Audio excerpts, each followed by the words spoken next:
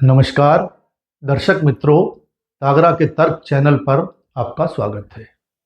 क्या आप जानते हैं दुनिया की सबसे बड़ी लैंड डील कौन सी है आज की तिथि तक? तो सुनिए, अलास्का दुनिया की सबसे बड़ी लैंड डील गिनी जाती है। ना तो उससे पहले और ना ही उसके बाद कभी अलास्का के क्षेत्रफल से बड़ा भूमि की खरीद फरोख्त का कोई सौदा हुआ। कितने आश्चर्य की बात है कि अमेरिका के जिस अलास्का में रूसी राष्ट्रपति व्लादिमीर पुतिन और अमेरिकी राष्ट्रपति डोनाल्ड ट्रंप के बीच यूक्रेन और युद्ध रोकने की शांति स्थापना के लिए पिछले दिनों वार्ता हुई, वह अलास्का कभी रूस का हिस्सा था। इस अलास्का द्वीप को रूस के राजा अलेक्जेंडर ने अमेरिका को बेच दिया था।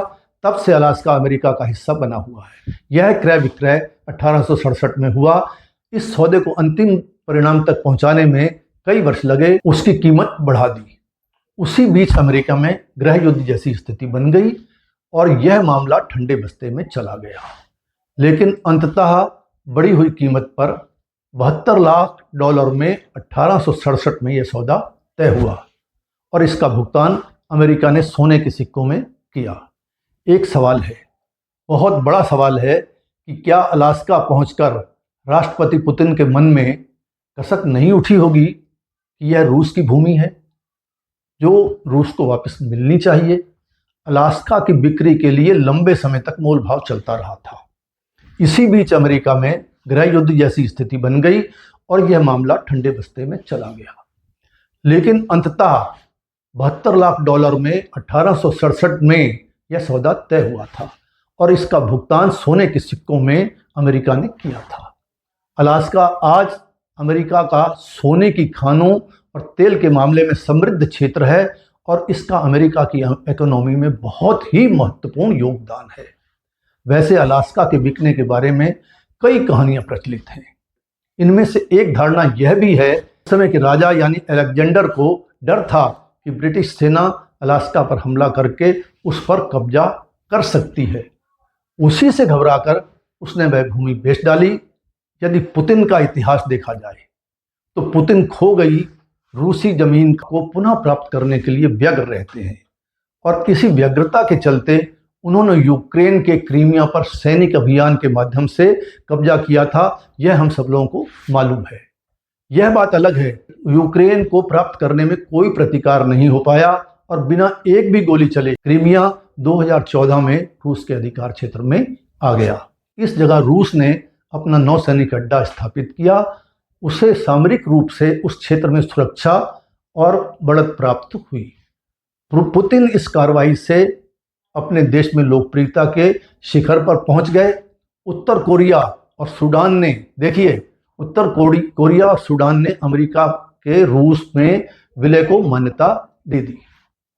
क्या पुतिन नहीं जानते थे कि देश पैसे देकर बेचे या खरीदे नहीं जा सकते? देश कोई बेचने की चीज नहीं होती।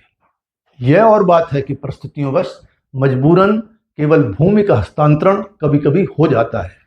फिर भी देश तो वह वही रहता है जो वह मूल रूप से होता है। इस नजरिए से देखा जाए तो अलास्का अमेरिका का नहीं, रूस का है। कभी समय आ भी सकता है जब रूस अलास्का पर इस तर्क के साथ अपना दावा ठोक दे कि राजाओं द्वारा पैसे ले लेने से देश बेचे या खरीदे नहीं जा सकते, क्योंकि देश सिर्फ जमीन नहीं होते। देश एक भावना, एक संस्कृति और एक सभ्यता, एक भाषा से मिलकर बनते हैं। और उससे भी बड़ी बात है कि देश के राजा का नहीं होता देश। राजा केवल उस समय देश पर राज कर रहा होता है। राज करने से देश उसका नहीं हो जाता। वह उसे बेच दे, यह कैसे संभव है? अभी वर्तमान परिस्थितियों में रूस अलास्का पर कोई दावा नहीं करेगा, ऐसा लग रहा है। और बात भी ठीक है। इसकी निकट भविष्य में भी कोई संभावना दूर दूर तक नहीं दिख रही। लेकिन यह भी सच है कि दावे कभी मरते नहीं हैं। वह उचित समय आने पर सीना तान कर खड़े हो जाते हैं और कभी कभी तो परिणाम तक भी पहुंच जाते हैं। आज के इस अंक में इतना ही। कल किसी नए विषय, किसी नई विषय भूमि को लेकर के आपके सामने प्रस्तुत होऊंगा।